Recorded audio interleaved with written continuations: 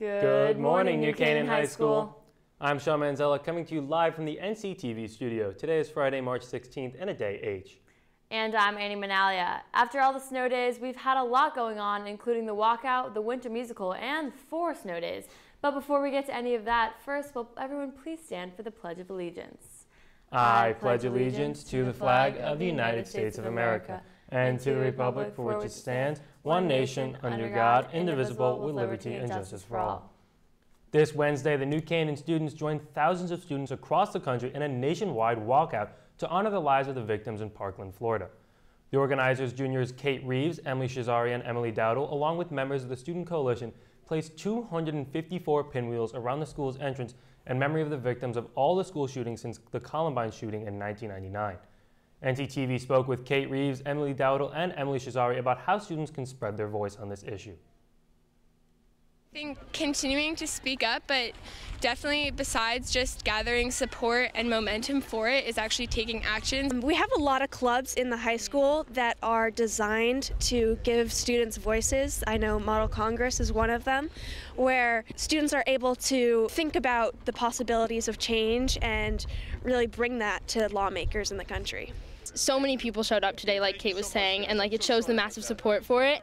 And if we continue to do things like this and continue to show how many people, especially students, really care about this issue, that things will change.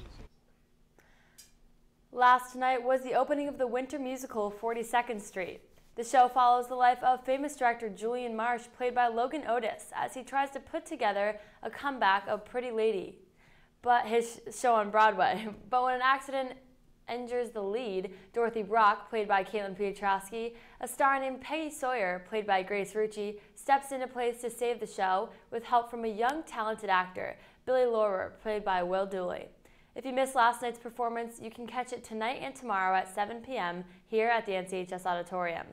Tickets are $15 and $18, but can be purchased online at newcanaanhighschooltheater.com or at the door.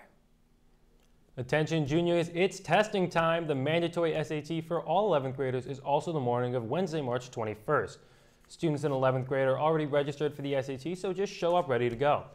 While the juniors will be taking the test, the freshmen and sophomores, you guys get to sleep in. But if you do decide to come to school, you must remain in the lower library until 11:30 when lunch starts.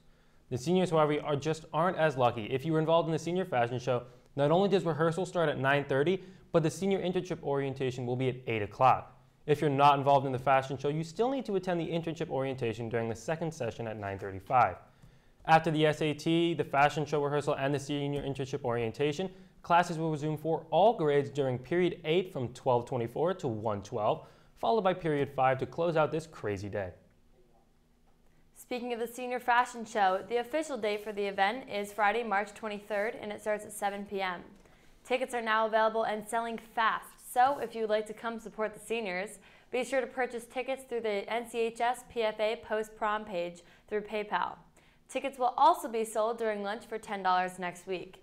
In addition to the fashion show, there will also be a prize drawing to win some really cool items. So get out there to support your fellow classmates. After Winter Storm Quinn, the 6th annual New Canaan High School art exhibition Through Our Eyes finally opened on Monday at the Carriage Barn Art Center. The show features more than 150 works of art by 100+ students. Students, parents, faculty, friends, and everyone else gathered in the Carriage Arts Barn Center to see some incredible display of NCHS's students' artwork. Along with snacks and refreshments, the NCHS Electronic Music Ensemble Blue Orcas was also featured at the opening.